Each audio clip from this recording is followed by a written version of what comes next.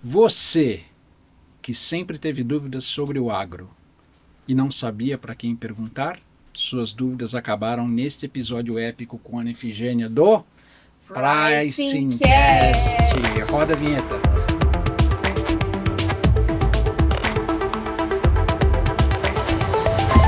Ana, estamos aqui hoje com um velho amigo. Para ver, nos conhecemos num congresso de pricing, por sinal, né? E fazia muito tempo que eu não ouvi, então é um prazer estar com ele aqui na nossa mesa. Só que ele tomou um caminho diferente. Ele tomou um caminho que nós nem arranhamos a superfície aqui no nosso podcast, que é o agro. Nossa, e eu sou apaixonada pelo agro. E o agro, Brasil é agro, né? Fazendo aquela velha frase lá. Exatamente. E eu acho que tem muita coisa em comum, muita coisa diferente, mas eu não vou nem arriscar falar o que é. Eu vou deixar que meu amigo Loyola, que está aqui, nos explique. Bem-vindo, Loyola. Obrigado pessoal pelo convite. Eu confesso que eu fiquei muito satisfeito em poder não só fazer um podcast, mas voltar a falar de um assunto que lá no passado, né, como você comentou, a gente se encontrou num congresso, quando eu estava numa posição de gerente de pricing numa multinacional. Então, para mim, vai ser um grande prazer de poder conversar sobre isso. E no setor que a gente está há 30 anos, né? Completo 30 anos de formado esse ano. Nossa. Então, assim, já tem uma história para contar. Uau. Bacana. Tem bastante historinha para contar aí nesse universo do agro aí. Mais vida no agro do que muito pricing. Total. Não, e o Loyola, ele tem uma história diferente. Né? Mas eu vou deixar você falar. Bom, a primeira pergunta que a gente sempre faz é como que o pricing te mordeu, né? Mas acho que vale a pena você partir desde da tua formação, né? O que você trilhou até chegar no pricing e daí em diante, como que você conseguiu concatenar tudo isso hoje na R2M? Legal. Bom, eu comecei minha jornada desde cedo, porque eu sou filho de produtor, né? Então desde de infância, frequentando férias as fazendas. A gente tem uma propriedade no sul de Minas, que a gente trabalhava com café e leite, que a dobradinha ali é sempre faz o café com leite ali, né? E chegamos a produzir ali, na época, 3.000 litros dia, com gado holandês. Então era uma dedicação muito grande, porque gado holandês é mais sensível, então dedica à produção de comida e tudo mais. E tínhamos café. E lá em São Paulo, né, no interior de São Paulo, a gente tinha gado de corte, era Araçatuba, pecuária de corte. Então, eu naveguei nos primeiros 4 anos de carreira, foi esse o motivo de eu ter feito agronomia, né, formei em Botucatu, inclusive estou fazendo 30 anos de formado este ano, para justamente tocar a coisa da família. Então, esse foi o meu objetivo de fazer agronomia. E aí comecei, né, formei, fui para os Estados Unidos, inclusive fazer estágio lá com gado de leite, morei 4 meses lá, era numa fazenda grande lá, na Califórnia. E aí quando eu voltei, fui trabalhar então na fazenda, tinha casado, né, eu casei cedo, com 23 anos. Caramba! Esse ano completo 29 anos de casado, Olha. Agora em julho, dia 4 de julho, com a Maria Beatriz, né, tenho 2 filhas maravilhosas, né, Maria Carolina e Maria Catarina, e então eu formei e fui trabalhar na fazenda, trabalhar com meu pai, meu irmão também é agrônomo, também, só que meu irmão é mais novo. E aí eu fiquei lá 4 anos, né, na parte, vamos falar, dentro da porteira. Então nesse período foi interessante porque eu vivenciei a dor, os problemas, a angústia, né, de um produtor rural muitas vezes, e a gente passou isso. Por exemplo, eu acabei saindo de dentro da porteira por uma frustração, que na época era o governo do Collor, e ele implementou uma política de leite em pó que acabou com muitas propriedades, não só a nossa, por conta de falta de uma política, né, de preço. E aí a gente acabou tendo que liquidar, cara, todo o plantel. Nossa! 20 anos de seleção. Nossa Senhora. E a leite é apaixonante, né? Eu não consegui ficar no leilão. A gente fez um leilão de liquidação de plantel. E aí eu acabei não conseguindo ficar, porque me deu uma dor no coração, né? O emocional era muito forte, né? E aquilo me jogou um balde de água fria, que eu falei, não é isso que eu vou, né? Não quero mais ficar aqui na fazenda. Meu irmão estava vindo, formado em agronomia também. E aí eu falei, fica aqui que eu vou para outro segmento. E aí acabei conhecendo as multinacionais, onde eu entrei. A primeira empresa foi a Alcagro, que era do grupo Monsanto. Depois a Alcagro foi comprada pela Monsanto e eu acabei indo para a Monsanto, né? Então, já na Alcagro, como eu era responsável por comprar, né, matéria-prima, formular uma quantidade determinada lá de glifosato, que é um herbicida, né, muito utilizado no agro para dessecação, para controle de pragas, plantas daninhas, eu tive que já ter o contato com o price ali, né? Então a gente formava o preço, eu comprava matéria-prima, a gente formava o preço de produção, e aí, então foi o primeiro contato. Depois eu fui para Monsanto, fui atender key accounts, grandes grupos, reflorestadoras, né? E da Monsanto, depois de passar 4, 5 anos lá, comecei como RTV, key account, fui gerente, depois cuidei de distribuição, acesso ao mercado, e aí fui convidado pela BASF, que foi a época que a gente se conheceu, para assumir como gerente de precificação, né? A área de crop protection, que é todos os cultivos. E para mim foi uma coisa interessante, porque eu já gostava bastante dessa área comercial, trabalhei lá na área comercial, né? Desde a época que a gente estava na fazenda, a gente mexia com comercialização de café e grãos. Depois eu fui para essa Alcagro, que a gente também comprava, eu tinha representantes. E aí sempre gostei muito de marketing, tanto que eu li o livro do Kotler, sabe? Sempre li muito sobre marketing, gostava, os 4Ps, aquela coisa toda. E aí eu tive a oportunidade, então, de ir para a área de marketing. E uma coisa que eu acho que todo mundo, se possível, deve fazer, que gosta da área comercial, é fazer um estágio, né? Ou passar um tempo na área de marketing. Porque eu vejo que as empresas, infelizmente, muitas delas ainda não entenderam o papel de cada área. Então você vê que muitas empresas ainda existe aquela briga interna, né, que o marketing não conhece o negócio, só fica no ar-condicionado e fica reclamando para vender preço, vender aquele negócio, vender valor. E o marketing reclamando do comercial que, né, não sabe vender valor, só quer desconto e tá. Então, muitas vezes, quando você vai trabalhar dentro da área de marketing, você vê como é que é a estrutura, né, de uma multinacional como a BASF, que tinha vários produtos, vários segmentos. Então, você vê que não é fácil, né? Porque o que acontece? As multis ainda têm uma pessoa de marketing para cada caixinha, que era o meu caso. Eu era gerente de precificação e campanhas de marketing, então eu só cuidava disso. Só que muitas empresas do agro hoje, né, é um gerente para cuidar de tudo. Então esse gerente de marketing tem que cuidar de price, tem que cuidar de comunicação, tem que cuidar de brinde, tem que cuidar de CRM, tem que cuidar de acesso, digital, parte digital. Então assim, aí o que ele faz? Ele acaba muito mais fazendo job ou terceirizando as coisas para uma agência e cuidando dessa interação com a agência para entregar muito mais a coisa operacional, tática, e esquece do planejamento estratégico de marketing. Esquece do pricing estratégico. Então, assim, eu já percebi isso lá quando a gente chegou na base, que, por exemplo, uma das coisas que eu tinha lá, o gerente de produto na época, e a gente questionava, olha, será que faz sentido fazer uma campanha só de café para o Brasil? Sendo que a gente tem pelo menos 4 regiões fortes diferentes, com produtor, perfil diferente, timing diferente, café diferente. Você pega café no Brasil, hoje você tem o café do Conilon, lá no Espírito Santo, você tem café no sul de Minas, você tem café no Vale de Quitinhonha, você tem café no Patrocínio, lá no Cerrado Mineiro, que é outro perfil, é outro tamanho. O sul de Minas é pequeno, é morro, é colheita, né? Muitas vezes aquelas colheitadeiras de azeitona que eles usam para colher. Então, assim, como é que eu vou criar uma campanha única para o Brasil inteiro, achando que vai ter aderência, né? Em termos de precificação, de timing. Não, mas é tudo café. É tudo café, exatamente. Não, café mas o persona é diferente, né? Então a gente já tinha essas discussões, e eu lembro que uma coisa interessante, quando naquela época, todas as empresas, não só a BASF, mas todas as principais, a Syngenta, Bayer, Monsanto na época, elas tinham muito a necessidade de vender portfólio e não vender um produto isolado.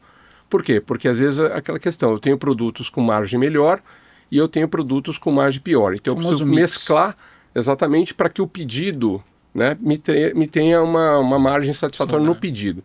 A BASF ainda tinha uma certa dificuldade na época, porque a gente tinha também que entregar uma margem do produto para a Alemanha, né, para a matriz na Alemanha. Então não podia baixar, por exemplo, o Opera na época, que era lembro, o fungicida mais assim, vendido para soja e milho, né? Tinha um preço mínimo em dólar que você não podia baixar naquilo. Então tinha também um pouco essa dificuldade. Era o teu floor price, né? Você chegava exatamente. Então assim, aí eu cheguei, fui para a base, foi um aprendizado muito legal. Eu tive a oportunidade também de fazer meu primeiro MBA de marketing, né? Na época, na USP, né? Que eu tinha outro MBA já de agronegócio, na FGV, mas marketing, aí eu consegui me aprofundar e ao mesmo tempo usar o MBA e na prática, né, ter o cargo. Então foi uma experiência legal. E depois que acabei saindo da Basf, aí passei por outras multinacionais e fui subindo de cargo, né? Fui para gerente, fui para diretor fui para diretor para América Latina, até que há 10 anos atrás eu estava como head para América Latina numa empresa de dados chamada Agdata, e aí eu acabei tomando a decisão de mudar para a terceira fase da minha carreira. Então a primeira fase foi dentro da Porteira, a segunda foi nas multis, 17 anos, várias empresas, né? Passei na Potimac Agro, em fertilizantes, para Guarani, né? Responsável geral para toda a parte de equipamento. Então foi uma experiência muito legal como executivo, e aí até que eu tomei a decisão difícil em 2016, ainda eu lembro que o país estava querendo engatear uma crise aí, e aí eu falei, não, chega, agora eu preciso para uma terceira, né, trazer o meu propósito mais à tona. E aí eu tomei a decisão de então empreender e abrir a R2M, né, que é Ready to Market, e o próprio nome da empresa já diz um pouco qual é o nosso propósito, que é preparar para o mercado. Ou seja, ready to market, ou seja, deixar os profissionais do agro prontos para o mercado. E aí a gente criou toda uma estratégia, onde a gente oferece consultoria, palestras, workshops, capacitações, tanto em company quanto também presenciais ou virtuais. E recentemente a gente começou também a fazer mentorias, né, para ajudar. Bacana. De 3 anos para cá. E nesse período, né, que completa agora 10 anos em dezembro, a gente foi atendendo vários segmentos do agro. Então, hoje uma coisa bacana é que eu não tenho só uma experiência, por exemplo, só em defensivo, só em semente, ou só em... A gente teve um escopo muito interessante aí de vários clientes, de vários segmentos. Então, isso traz um aprendizado, né? Quando você faz consultoria, você ganha esse aprendizado que é muito rico, porque você vê o que as empresas de diferentes segmentos estão fazendo em relação à parte de vendas e marketing, que é o que a gente se especializou. Então, a R2M, ela faz um diagnóstico na empresa, entende quais são as dores e problemas daquela empresa, focando a efetividade de vendas, e a gente analisa individualmente cada vendedor, aplica o DISC, faz a questão comportamental, e a gente traz um mapa ali de iniciativas para a gente implementar, para desenrolar, vamos falar assim, o processo comercial daquela empresa. Porque uma coisa interessante é que os donos das revendas, que é aquilo que as empresas que a gente atende são revendas de médio porte, né, e fabricantes também de médio porte, e algumas cooperativas, mas então são distribuidores e fabricantes. Boa parte da pessoal que está na liderança, seja comercial, seja de marketing dessas empresas, também são agrônomos. Só que eles não fizeram o que eu fiz, que foram o caminho da gestão, se especializar. Né? Então, muitas vezes, eles eram um vendedor que vendia bem e falava, agora você está vendendo bem, vem ser gerente. Né? Vem tocar o negócio aqui. Ou pega lá um cara que sabe, né, se comunicar bem, vem ser o marketing, né? Ou a pessoa é agrônomo e vai fazer um curso de marketing ali de 3 meses ou 6 meses e acaba atuando, mas muitas vezes falta um pouco mais de bagagem, sabe, de conteúdo, ou se tem, muitas vezes não consegue implementar, que é aquilo que eu comentei com vocês. Empresas maiores têm mais estrutura no marketing. Então você tem um diretor e tem as caixinhas. Empresas médias, que é geralmente o que eu atendo, é um gerente de marketing que faz tudo. E aí muitas vezes terceiriza isso para uma agência. Mas se você pegar hoje a maior parte, por exemplo, dos clientes que eu já atendi, nesses 115, 100 e poucos clientes que a gente atendeu nesses 10 anos, boa parte deles, você entra num site, você vê que é um site institucional. Você entra nas redes sociais, você vê que não tem tanto engajamento, ou não tem tanto crescimento ali. Por quê? Porque as pessoas fazem por fazer. Fazem porque precisam eu tenho fazer. Que estar no digital. Para dar um check. É que nem planejamento estratégico. Os caras, mas o que quer dizer esses valores aí? Nem o RH, muitas vezes, eu já cheguei em empresa que eu perguntei para o RH, quais são os valores da empresa? Falou 2, não lembrava mais. Né? Por quê? Porque fez para constar, fez para que tá para botar no bebedor ali, para botar no site, mas não vivenciava isso. Né? E muitas vezes nem sabe para que serve isso.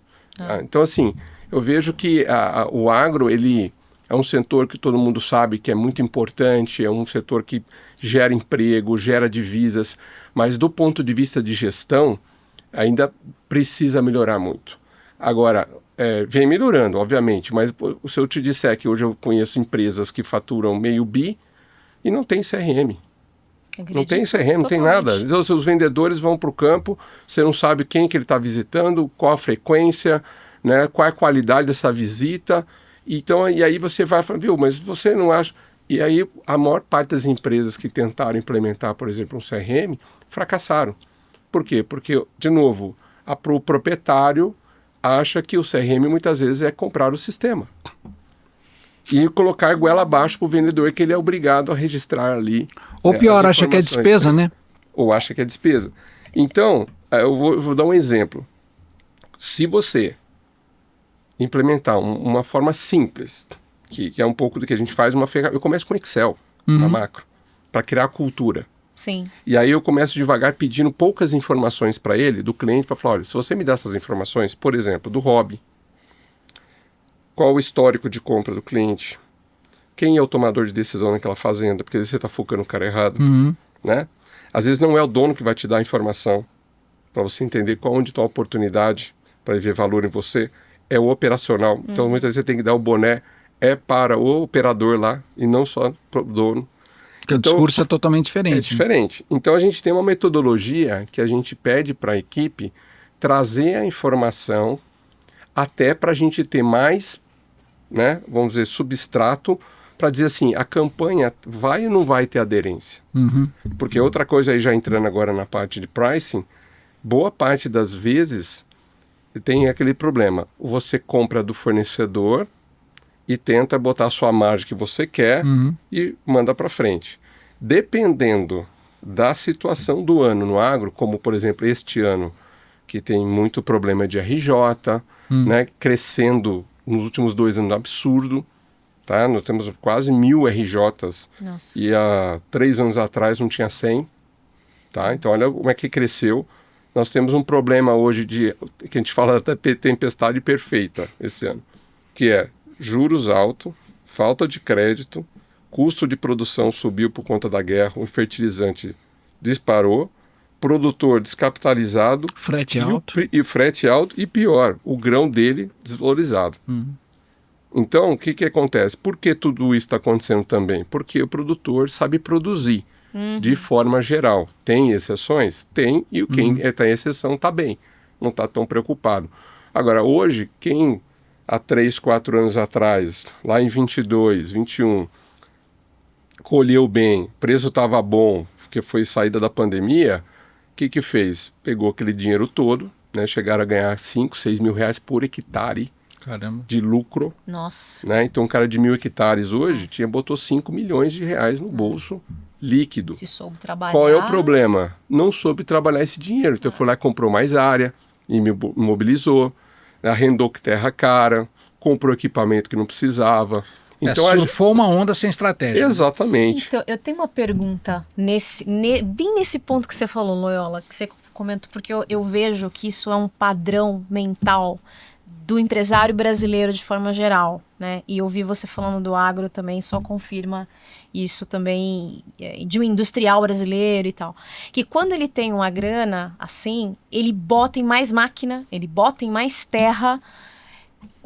Assim, de dentro do agro, o que você vê? Por que tem esse anseio, né, de você colocar esse dinheiro numa coisa imobilizada que você nem sabe se vai ter um futuro lá na frente num país com futuros tão incertos como a gente vive? Por que esse comportamento tão arraigado? A tua pergunta é muito interessante e eu vou te falar a minha opinião, e até como filho de produtor, tá? O produtor, você tem vários perfis de produtor. Você vê aquele cara empresário, que tem cabeça de empresário, que ele investe no agro por uma questão de rentabilidade e diversidade, ele não faz assim.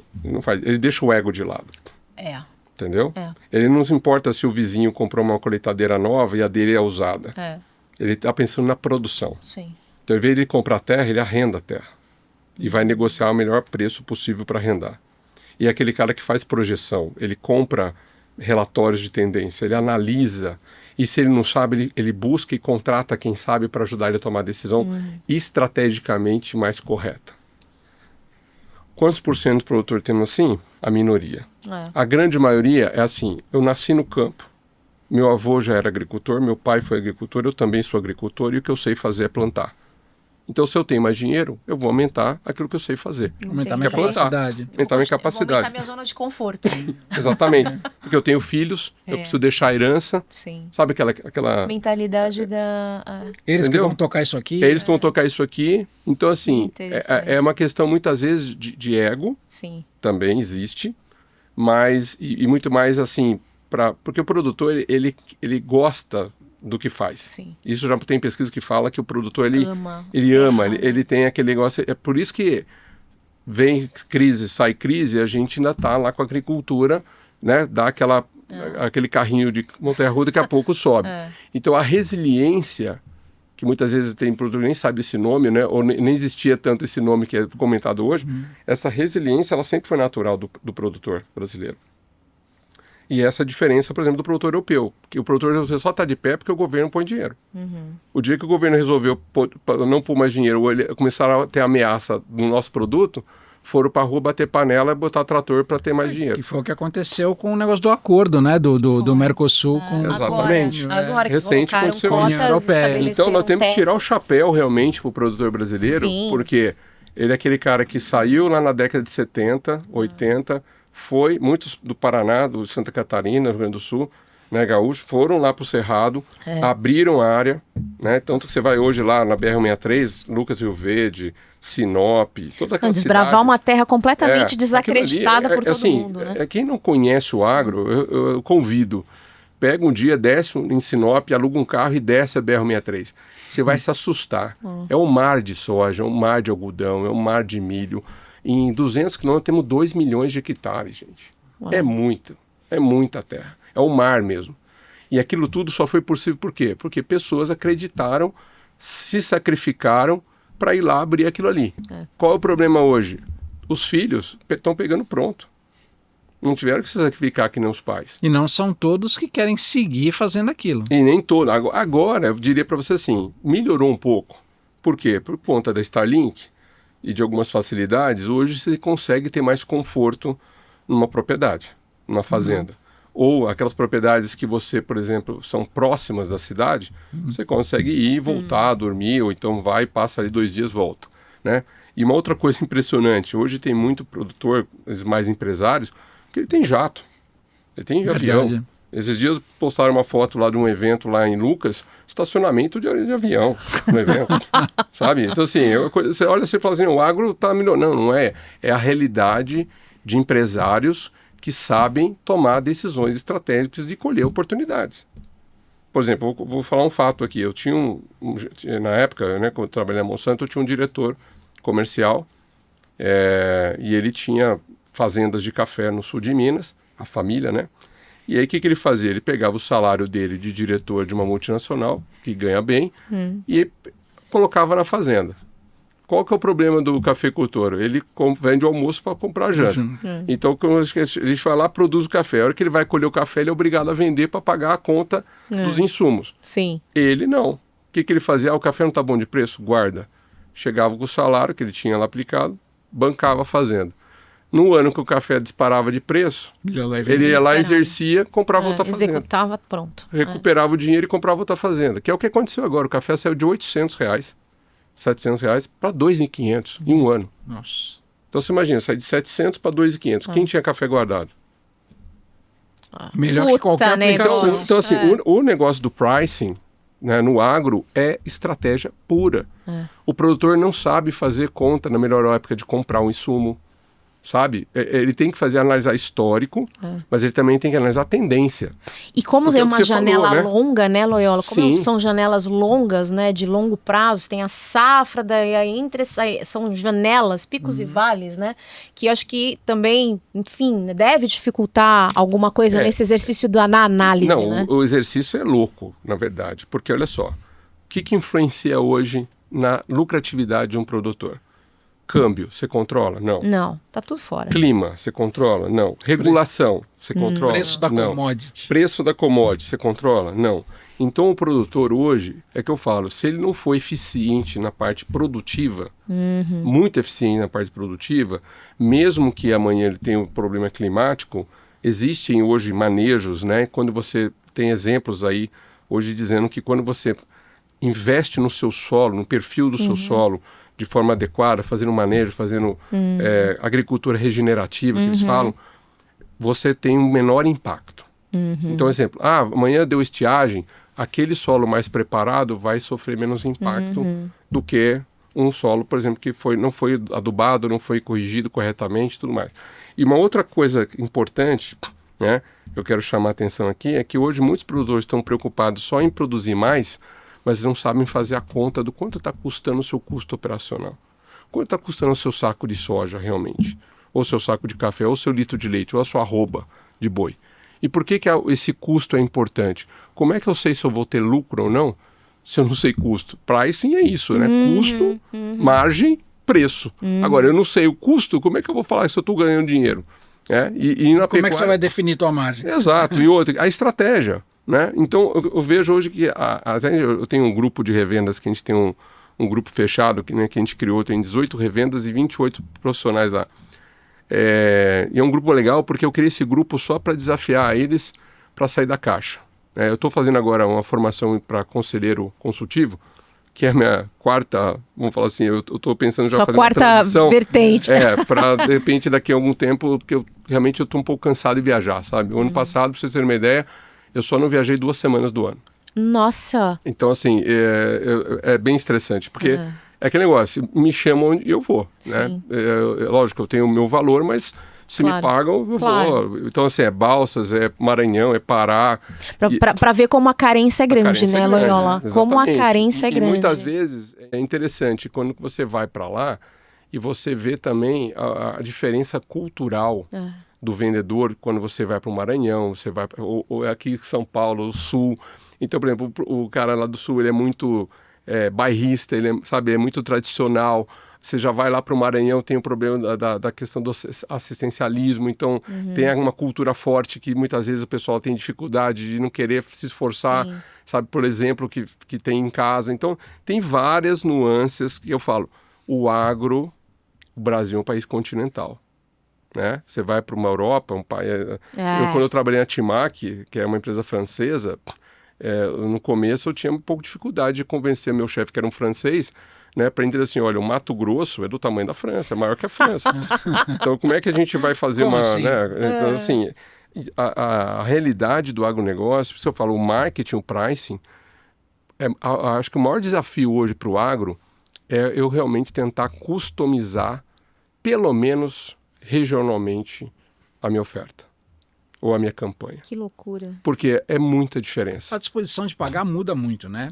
Tem barter, tem a venda à vista, tem troca, tem venda futura, tem dólar, tem... Isso é um ponto legal, sabe? Porque a gente às vezes cai nessa questão do agro e já associa imediatamente que claro, e é commodities, e a gente sabe disso, mas todo pacote que se vende, ele muda, né? Então, o valor no final do dia, final para o cliente, ele vai mudar, porque não é só o preço per se, o preço do grão, o preço da saca, o preço do fertilizante ou do herbicida, é o preço do pacote que você vende, porque o produto pode ter preço em bolsa e ser igual em qualquer lugar, o preço do grão, da saca e tal, mas o pacote que eu vendo, o prazo de pagamento, as facilidades que eu te dou, algum tipo de bonificação, algum tipo de troca, enfim, né? O modelo da política total é diferente.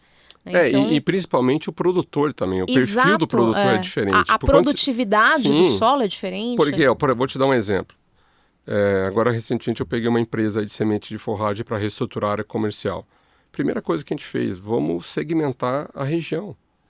Né? Porque primeiro, o segmento da região é em aquela região. Vou pegar o estado de Goiás ou o estado de Minas.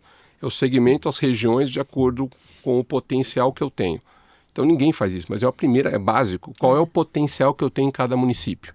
Hoje a gente já tem essa informação. Que legal. É gratuita. Que bacana. Né? Que é o IBGE. Não é o melhor, não, mas eu tenho pelo menos uma noção, um cheiro.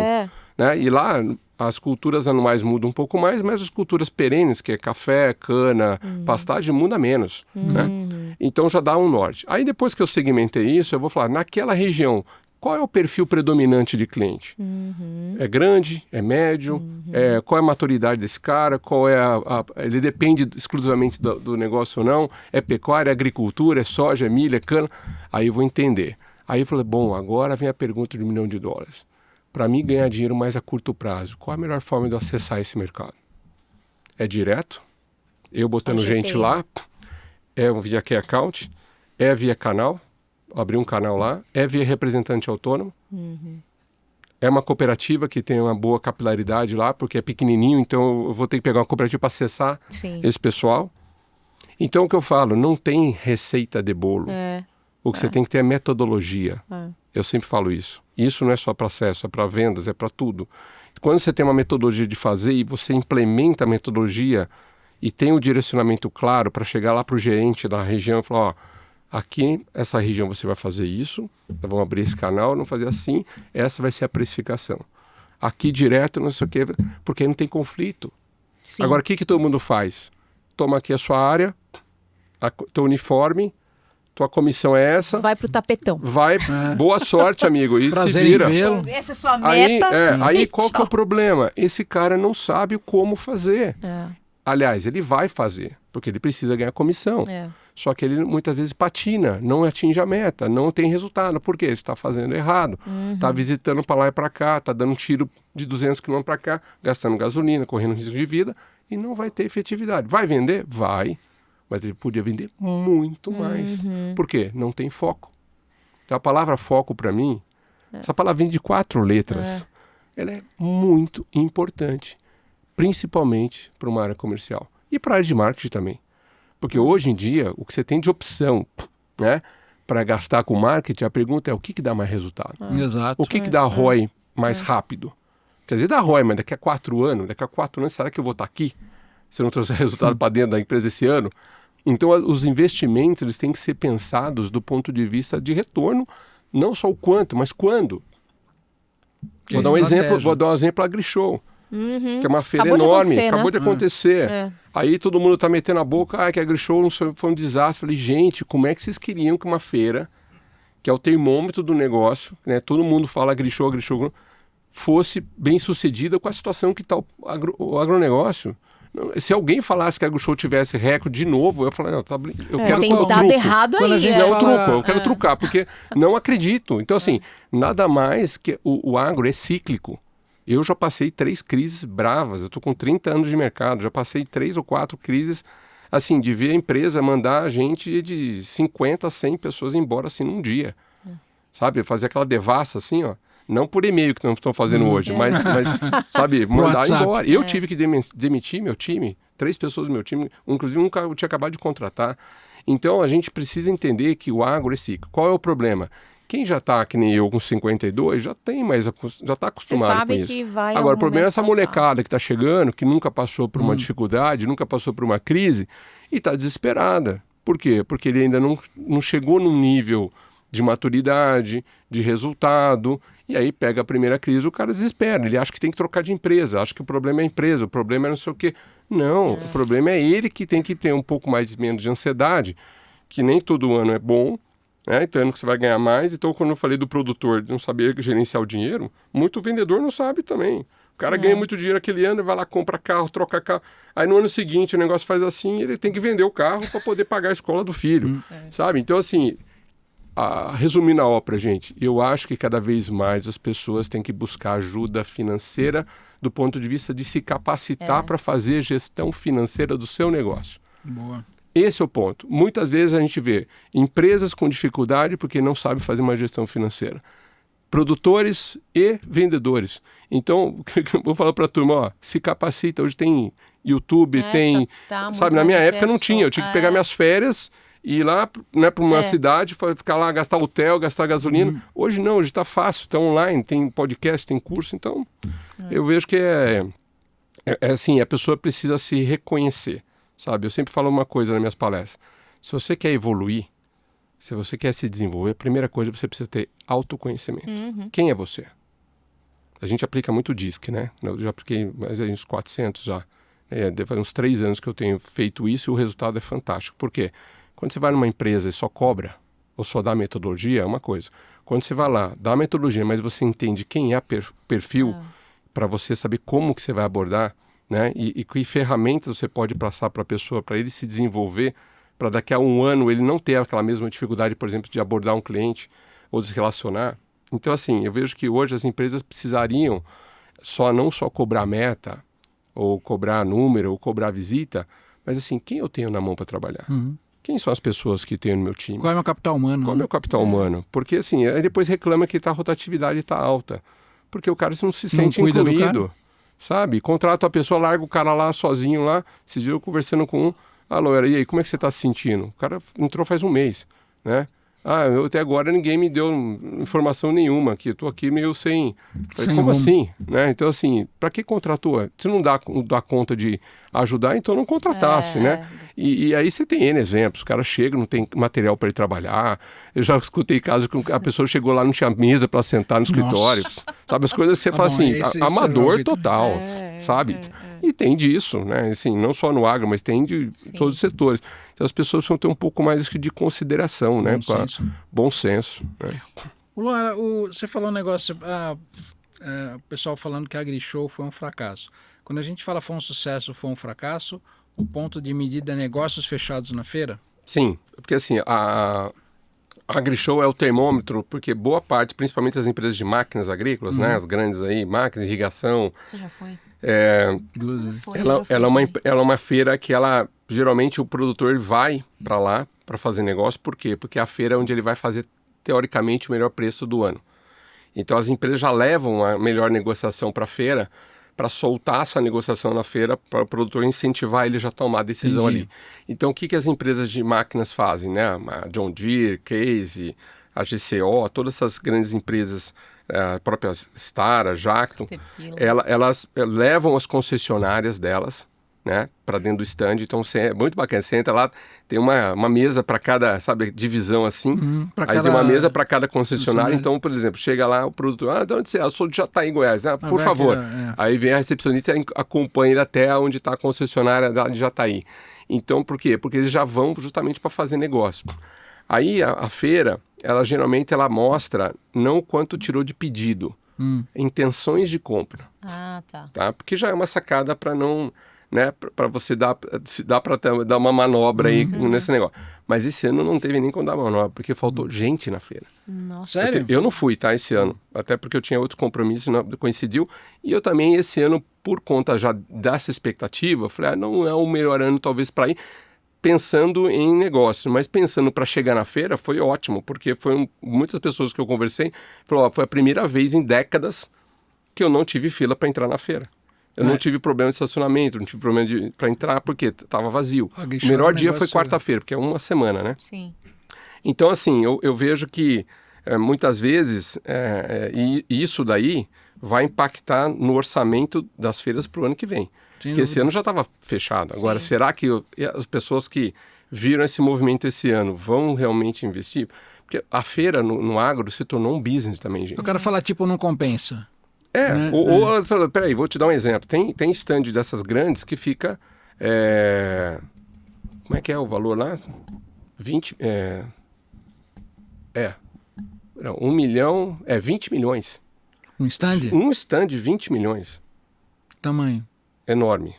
Tipo, uma John Deere deve pagar isso, uma GCO. Um stand pequeno, vamos falar assim, pequeno, bem menor, tava 1,5 milhão. Porque é uma semana, né? De feira. Investimento isso eu estou significativo, considerando tudo, né? Stand, mão de obra, montagem, equipe, hotel. Então, assim, é uma grana violenta que se gasta nessas feiras. Só que não é uma. Aí é o ponto. Hoje você tem mais de 20 feiras pesadas dessa no Brasil inteiro. Você tem Luiz Eduardo Magalhães, você tem Agro Brasília, você tem lá no sul tem 2, Copavel e Não Me Toque, sabe? E aí tem no Cerrado. Então hoje é o que eu falo, a empresa ela tem que cuidar muito para falar assim, eu preciso estar em todas. Escolher as batalhas, né? Escolher suas batalhas. Não dá para talvez... Agora, por exemplo, tem empresas que já tá talvez fazendo movimentos, em vez de ir para a feira, tá trazendo os principais clientes para dentro de casa. E que fazendo um evento só dela. Tá? Exemplo da John Deere, que fez agora um evento que chama Casa John Deere, trazendo os clientes para dentro de casa, mostrando as novidades ali, já é o segundo ano fazendo isso. Legal. Com certeza ela já está fazendo uma transição para futuramente falar, não vou mais, vou só pontualmente e vou né? Pode ser uma transição aí que está sendo feita. Então, assim, no agro, é o que eu falo, né? Antigamente, as empresas de crop, que a gente fala, né? De defensivo, semente, as margens, quando eu trabalhei na Monsanto lá atrás, bem lá atrás, as margens eram absurdas, cara. Eu recebia brinde na minha casa que eu falava assim, pra que eu vou fazer com esse brinde, sabe? Colete de pesca, umas coisas que a minha mulher odiava, porque eu tinha um quartinho dos brindes. Que era tanto brinde que eu recebia. Acumuladores. Acumulador. Brindes era boné, era coisa. Aí eu falo falo assim, nossa, a empresa gasta mesmo. Era pescaria, era não sei o quê. Hoje, pra você arrancar um negócio... Então, assim... Uma caneta.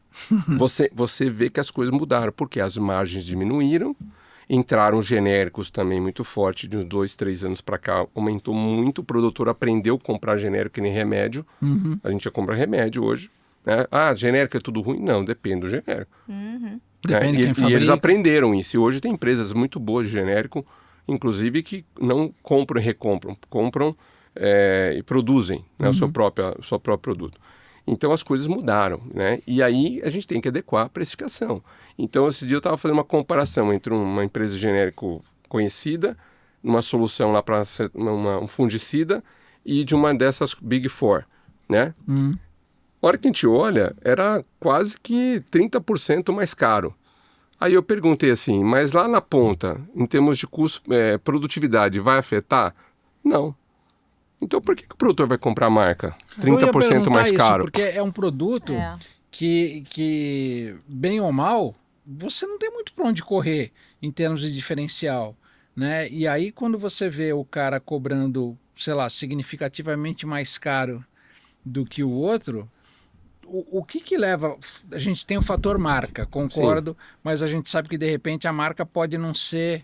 Mas tem o fator prestação de serviço, talvez. Então, como que o cara enxerga valor custa naquilo? 30% mais também. Esse é o ponto. Né? Como que se agrega valor nesse negócio? Esse é o trade-off, entendeu? Porque agora vocês chegaram num ponto interessante aqui da conversa, que é o seguinte. Antigamente, a marca... Isso tem pesquisa que falam. O pai que foi para lá, né? A primeira geração que foi para lá, tem pesquisas que falam isso. Ele dá mais valor para a marca. Por quê? Porque ele, muitas vezes ele não tinha estudo, não era tão esclarecido. Então, falar que era uma Bayer, falar que era uma Tortuga, falar que era uma John Deere, dava segurança para ele. Estou comprando marca. É que nem quando você pega um cara TI que compra um Salesforce. Isso, SAP. Pode ser o SAP. Pode ser a melhor solução, sim, mas nem sempre é. Sim. Mas você vê o cara comprando por segurança para amanhã não sobrar na dele, né? Custo da dor de cabeça. Exatamente. Okay. Exatamente. Então você tem essa situação no passado. Com o passar dos anos, os filhos vindo, assumindo, e com essa questão do digital hoje, os caras têm acesso a tudo. O cara já começa a questionar. E aí ele começa a questionar assim, mas será que realmente, só por fato de ser tal marca, funciona? É o melhor? Aí entra a questão do posicionamento. Então, um produto genérico, bem posicionado por um profissional competente, que vai lá na sua propriedade, entende a sua dor, entende o problema realmente, que nem um bom médico, faz um bom diagnóstico e recomenda aquilo que você precisa para dar resultado, não que ele quer ganhar para ganhar comissão. Porque muitas vezes o cara recomenda mais do que precisa, né, para ganhar comissão. Não. O que você precisa para dar o melhor custo-benefício para você. Muitas vezes é melhor do que uma solução de uma empresa que tem uma marca X. Eu já vi vários exemplos de produtos, né, de marca não dando resultado. Por quê? Falta de posicionamento. E aí está o problema, porque essa geração mais nova, dos agrônomos que estão sendo formados, boa parte delas, não estou dizendo todos, mas boa parte delas não quer mais sujar a bota de barro, tomar sol na cabeça para estar no campo fazendo esse levantamento para posicionar corretamente. Porque muitos deles dizem, o cliente não precisa mais, que ele já sabe posicionar. Eu concordo, dependendo do produto. Você vai ensinar um produtor hoje que já está há 10 anos lá começando a aplicar glifosato? Não precisa, ensinar Padinócio ao Vigar. Agora, um biológico, um produto novo, uma molécula nova, uma formulação nova, uma análise de solo. Como é que o cara vai Será saber? que todo produtor sabe, por mais que ele seja agrônomo, ele está fazendo a coisa correta? Será que não tem uma tecnologia melhor do que ele está usando para ele poder produzir mais com menos? Porque a relação é essa, é custo-benefício. Então eu digo o seguinte, dependendo, eu até brinco nas minhas palestras, meu treinamento, é o seguinte, o que você está vendendo? Remédio para dor de cabeça o remédio para coração. Você consegue pensar eu chegar no balcão de uma farmácia e falar assim, olha, Ana, o que você tem pro coração aí? Eu tô com umas palpitações diferentes aqui. Você tem alguma coisa boa pro coração? Chupa essa pastilha. Chupa essa pastilha aqui. Esse ômega 3 aqui. Dá pra imaginar um negócio desse? Agora, eu tô com uma dor de cabeça. Ô, Ana, você tem remédio de dor de cabeça aí? Dá uma dor de cabeça aqui e tal. Entendeu a diferença? E o vendedor não sabe fazer essa distinção. Entendeu? Você está comprando para quê? Qual que é a dor do cliente? O que você foi lá, levantou o diagnóstico. É uma dor de cabeça? Ele vai comprar preço, meu amigo. Tá difícil o negócio. Agora, será que ele vai comprar preço num fungicida que se ele errar a mão, ele pode perder de 20% a 30% a produtividade dele? Isso é uma pergunta que eu queria te fazer, Loyola, porque você comentou lá no início que dentro do agro você tem muitas cadeias. Sim. Você tem o preparo do solo, onde tem os fabricantes envolvidos nesse preparo, daí você tem toda a continuidade da colheita, né, para aquela planta crescer saudável, aí entram herbicidas, fertilizantes numa determinada fase do plantio, tem o maquinário depois tem o guardar, se for uma semente, a armazenagem, e aí você tem diversos perfis de vendedores aí, de diversos insumos, né, nessa cadeia. O que tem de semelhança entre eles, né, em termos de erros e acertos, nessa cadeia que muda muito o produto, né? Mas você fala, isso só muda o nome e endereço. O nome e o endereço do produto, mas é a CNPJ. mesma característica. Ana, eu vou te falar uma coisa que é interessante, essa sua pergunta. Hoje eu não tenho mais pique, né? Eu estou numa outra fase da minha carreira e tal, mas se eu pegasse o conhecimento que eu tenho hoje, né? Maturidade que eu tenho hoje, porque qual que é uma sacada? O fato de você dar tanto treinamento ao longo desses 10 anos virar hábito. Sim. Então hoje, se eu conversar com uma pessoa por 15, 20 minutos, eu já sei qual é o perfil dela. Caraca. E eu vou adequar a minha abordagem ao perfil dessa pessoa. Então, se é um cara executor, que é objetivo, direto, ele vai te cumprimentar assim, dá sua mão. Tudo bem, Ana? Como é que tá? E vai te olhar no olho, e vai te apertar a mão firme, e vai começar a olhar no relógio, você começar a enrolar. Então, ele tá te dando sinais, assim, entendi. como é que eu quero ser atendido, Loyola? Tá. Então, você vai se adequar, não só a oferecer o que ele precisa, Sim. mas da forma que ele quer ser atendido. Olha que coisa. Da forma que ele precisa. Então, o que eu vejo que muitos profissionais ainda de venda, e não é só do agro, tá? Em geral, tá? Não entenderam assim. E aqui eu tenho uma coisa, achei legal, porque assim, a primeira coisa que eu fiz quando eu abri minha empresa foi fazer um bom seguro de vida, né? Porque não tinha mais... eu viajo muito e eu tenho duas filhas para criar ainda. Sinop, já pensou, e a minha mulher trabalha comigo, né? Faz toda a minha parte administrativa de marketing e a parte financeira administrativa é meu braço direito e esquerdo aí. Então, é interessante que quando você tem, né, vou falar assim, essa estrutura, né? Deu branco agora. Tava falando o quê? Do quanto você conhece o cara em 15 minutos. Sim. Isso, Aí quando você tem, né, essa bagagem, essa experiência, facilita para você, o cara te dar liberdade e te abrir a dor dele. Que a gente chama de rapport. Então, quando você entende o cara... Por exemplo, eu sei que você gosta de andar de bicicleta. Tá? Aí a primeira pergunta para você é assim, poxa, Ana, obrigado por me receber. E aí, você tem pedalado bastante? Tem participado de alguma competição?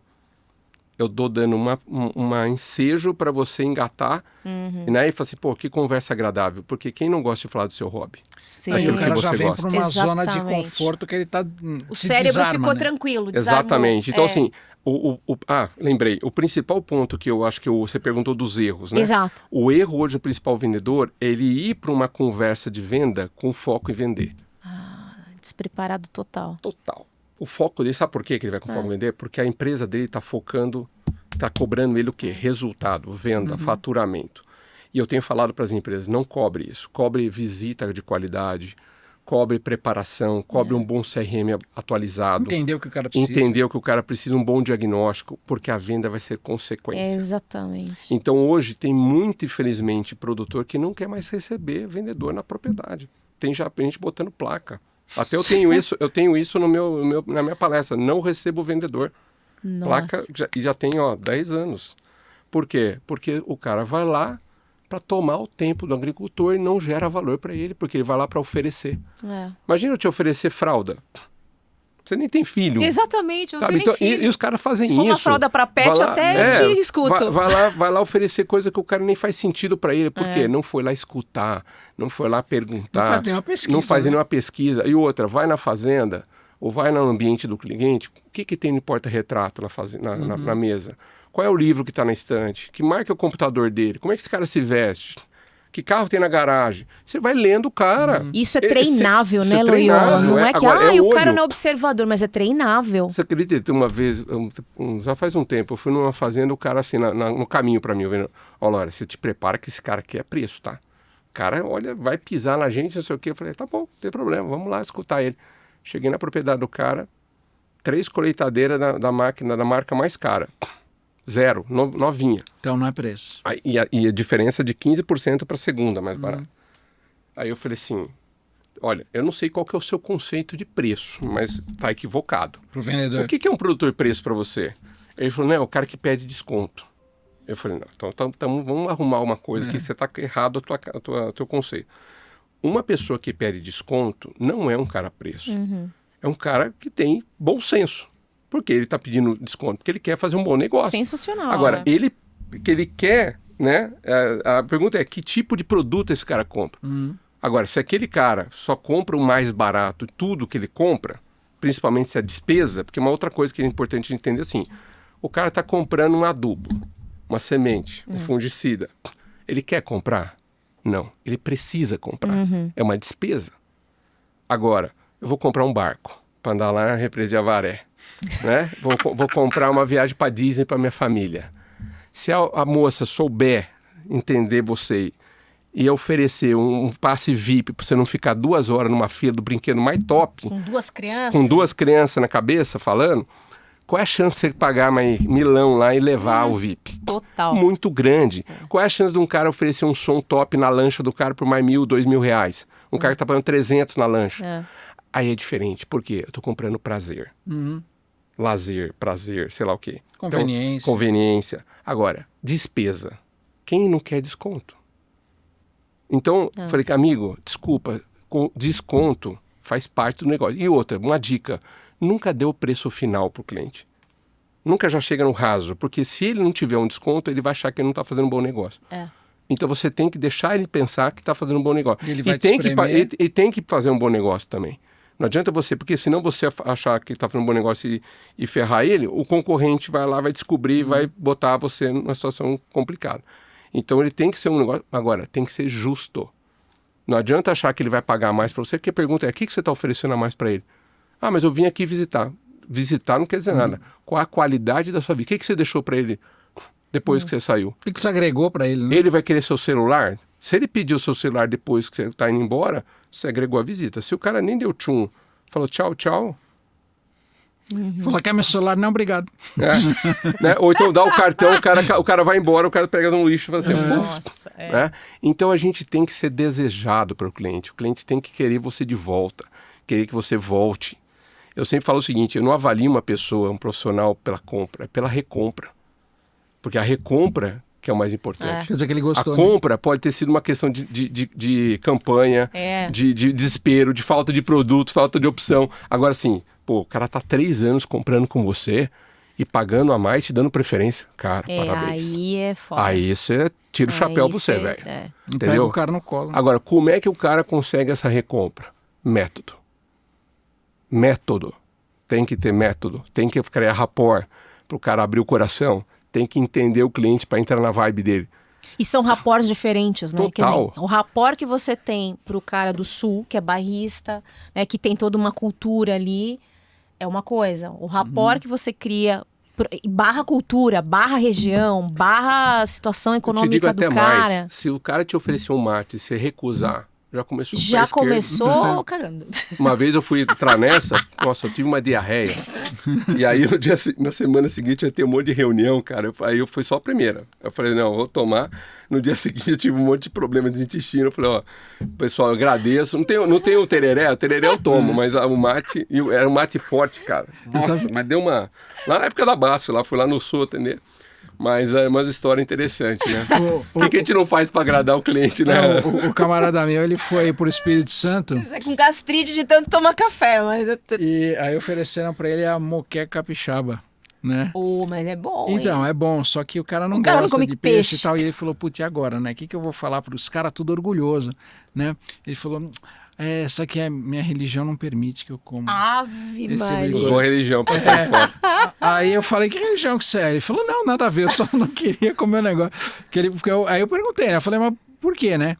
Ele falou que teve uma vez que ele, acho que foi a primeira ou segunda vez que ele visitou o Rio Grande, o Espírito Santo, ele provou, e ele gostou tanto que ele comeu em quantidades cavalares. O que aconteceu no outro dia? Dia de rei, igual você está falando. Decorou o catálogo telefônico do Espírito Santo ali, ó, e perdeu visita, perdeu um monte de coisa. Aí ele falou, quando eu olho um negócio que eu vejo que é esquisito, eu falo, minha religião não permite. Mas esse ponto, Loyola, que você falou então do método, quer dizer, muita gente acha, né, e dentro da...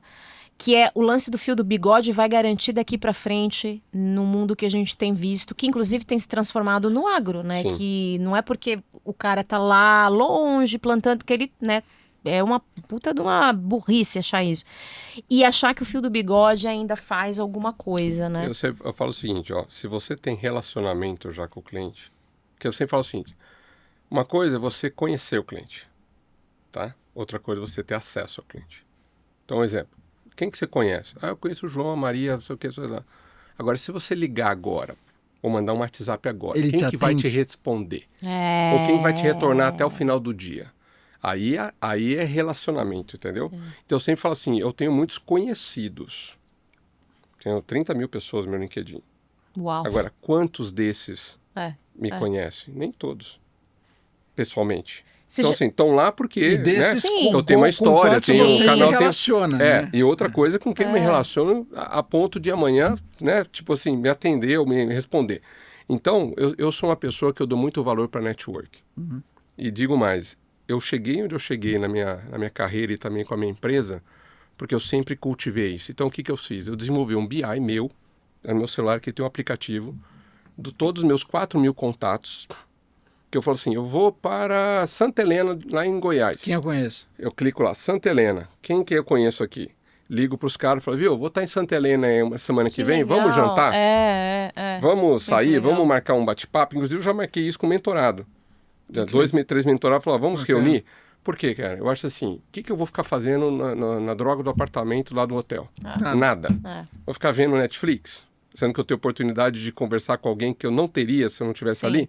Então, e seja família, seja amigos profissionais, né? Ou seja amigos, eu sou um cara que eu provoco o network. E se o dia você encontrar comigo e falar, precisamos marcar o café, eu vou falar assim, Wilson, pega a tua agenda aí, vamos marcar agora. Porque senão fica... Precisamos marcar precisamos. alguma coisa, Tá, vamos marcar de precisamos almoçar. quando? Porque já é a terceira vez que você encontra comigo, você fala a mesma coisa. Então você está falando para mim só por agradar, ou porque você quer bancar o social, ou então, se você realmente tiver afim, pega a agenda aí e vou marcar. Marca agora. Marca agora, já. Vamos tal dia né? tomar um... É bem diferente. E é legal, porque, por exemplo, ele me convidou para vir aqui fazer o podcast e eu falei, não, vamos. Até foi bom porque minha mulher que estava querendo vir para São Paulo, que eu moro em Botucatu, né? Ela falou, vou vir para São Paulo e tal, aí vamos aproveitar. Não, nós acertamos no mesmo dia. Que legal. No mesmo dia acertamos tudo. Você sabe que esse ponto que você falou, Loyola, me lembrou um livro, não sei se você já teve a oportunidade de ler, que chama Marketing de Permissão. Não. É um livro de uma capa vermelha do Godin, Seth Godin. Esse cara é bom. Muito bom. Marketing de permissão. E é exatamente, quando você falou desse ponto, né, da abertura, que o marketing, nas suas várias fases, né, os marqueteiros mais antigos faziam o marketing do empurra. Sim. Né, aquela coisa de, deixa eu invadir a tua cabeça sem eu pedir licença. Até ficou, as pessoas começaram a marqueteiro, né? Isso, Tipo, o conceito denigriu a imagem a palavra, do marketing. Exatamente. E ele explana muito bem essas fases, essa crescente, que quando você tem o marketing de permissão, você tem um menor número de impactos né? Mas você tem a profundidade muito maior. Então você não é aquele comercial, exatamente, não é aquele comercial que o marqueteiro, vamos fazer um comercial foda, mostrar para 20 milhões de telespectadores e um comercial e tchau, não vamos mais fazer. Acabou. Vamos fazer um comercial menor para um público menor, num canal fechado, só para dar um exemplo, para o público certo, para que a gente possa, inclusive, fazer um pouco mais de vezes, para que eu gere esse permissionamento, que quando eu tenho marketing de permissão, o consumidor, ou o comprador, ou a relação, ele deixou eu entrar na cabeça dele. E aí muda completamente. Não, total. E olha que interessante estar falando, porque assim, ó, hoje você já tem tecnologia, tá? Geoespacial, inclusive, para você mapear onde está o seu cliente. Por isso que eu comecei a falar, vamos mapear o território em termos de potencial. Depois eu quero entender qual é a persona que eu tenho no território, né, de maior potencial, que tem mais probabilidade, né, em termos de volume. E aí vou criar uma estratégia para acessar esse cara. Qual o erro de muita empresa? Principalmente quem está vindo de fora para o agro. Vê o tamanho do Brasil, vou atender o Brasil inteiro. Aí contrata um monte de gente, um monte de pessoas, põe lá os caras tudo solto lá para atender, não tem estratégia, não tem direcionamento, e aí qual o resultado? Depende do mercado. Se o mercado estiver bom, estiver tudo bem, vai vender. Uma crise que nem agora esse ano, vai cair. Então eu sempre digo o seguinte, meu amigo, esse é o ano para você entender se você tinha ou não uma boa equipe na sua empresa. Porque se você está com dificuldade em entregar resultado, o que você pode tirar de conclusão? Que uma boa equipe, ela pode cair um pouquinho, uma marolinha. Agora, não sair daqui, eletrocardiograma, né? Estou vendendo aqui e venho para cá. Montanha-russa. Então, o próprio mercado esse ano no agro está dizendo quem é eficiente e quem não é no processo de venda. Darwin na veia, né? Exatamente. E muita gente vai sair, né, vai ser expulsa do mercado porque não tem desaforo. E aconteceu. As grandes empresas de fundo vieram, as revendas, pegaram, captaram dinheiro, saíram contratando, abrindo loja. Teve empresa que abriu 40 lojas no ano. Uau. Então você imagina o custo disso. Aí chegou a hora da conta vencer, cadê? Não pagou. Fechou a conta. Dinheiro não e aí quebrou. Aí RJ, um monte de problema, deixa um monte de gente... Então, gente, o que eu falo? Agora sabe o que eu fico imaginando? Se o agro já tem essa pujança com tudo isso, puta merda, você imagina se a gente tivesse um pouco mais de gestão, de estratégia. Meu, ninguém segurava a gente. Brasil, aí ninguém já segurava era. o Brasil. Nossa. Sabe? Então, assim, eu fico olhando para isso. A gente já tem um puto orgulho, né? Do jeito que tá. Quem sabe um dia... Eu falo isso para os vendedores, falei, viu? Imagina se fosse o contrário. Hoje, 10% da equipe de vendas hoje no campo gera valor. É aquele cara que vai lá, sabe o que está fazendo...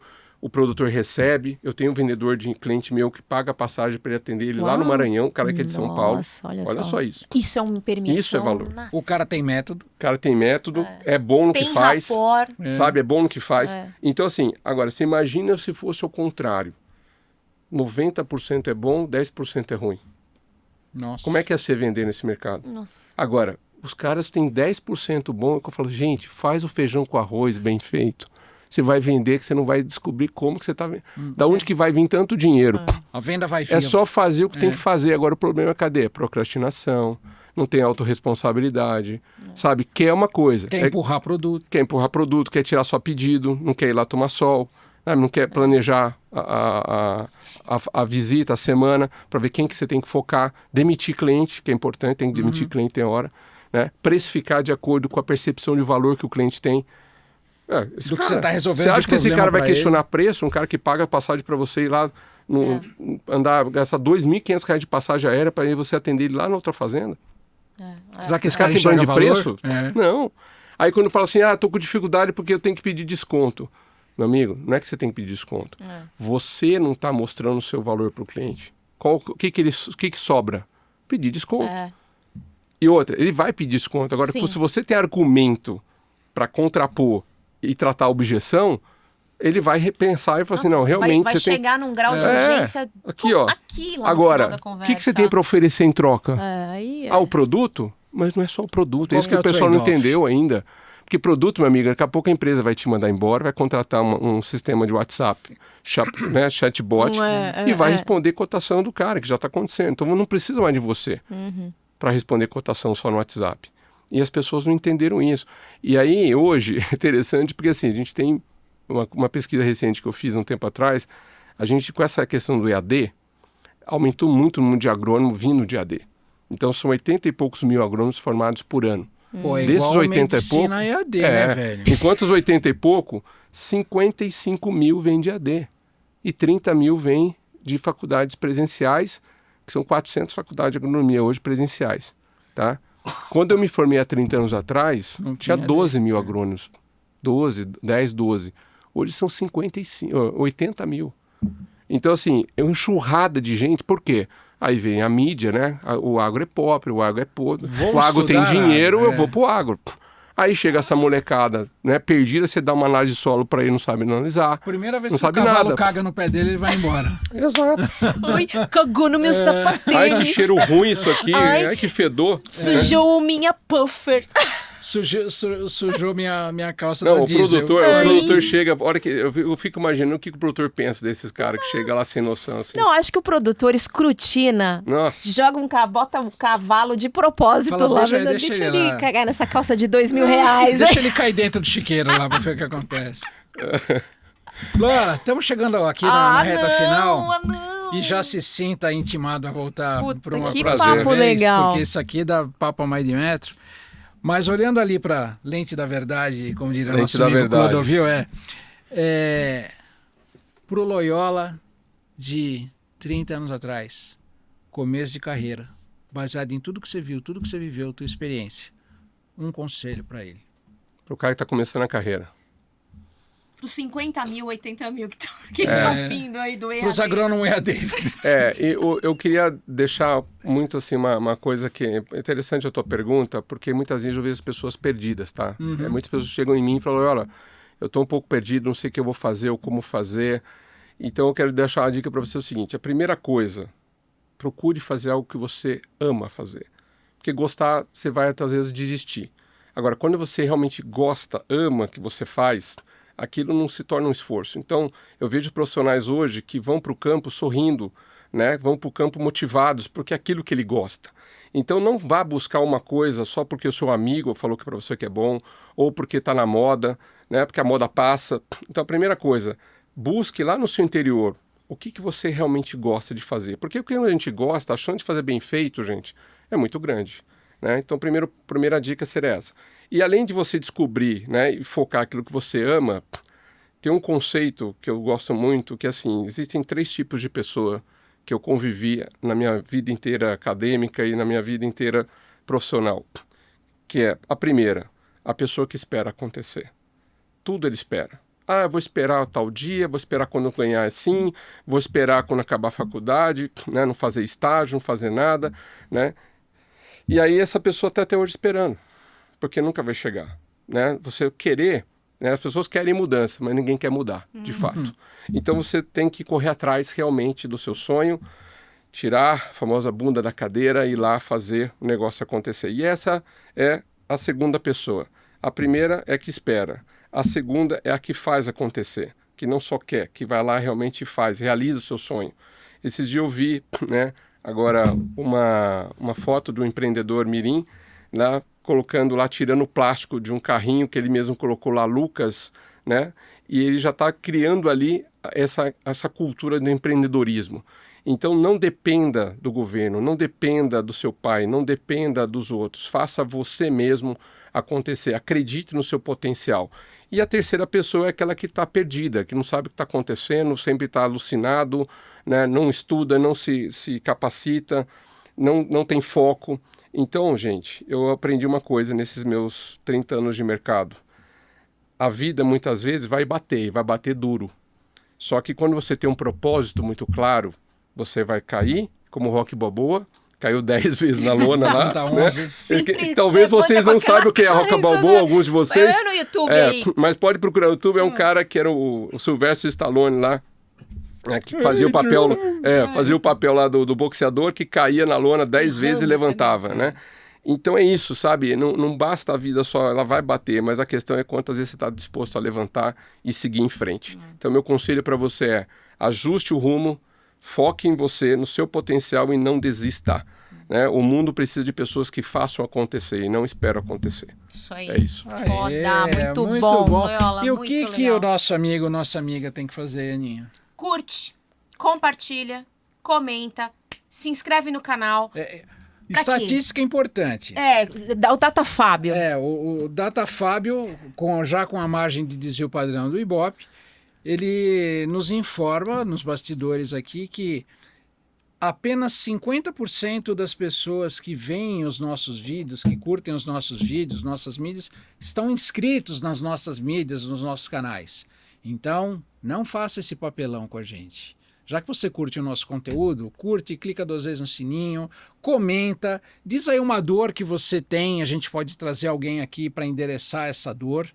E Loyola, muito obrigado pela presença, sempre rico, Pacas, falar com você. Vamos deixar aqui os contatos do Loyola para entrar em contato com ele, um cara super acessível. R2M, você que está no agro, cara... Cola nesse cara. Cola que é sucesso para tornar o negócio da tua empresa ou o negócio da tua família mais produtivo, em excelência comercial, efetividade, produtividade, criação de rapport.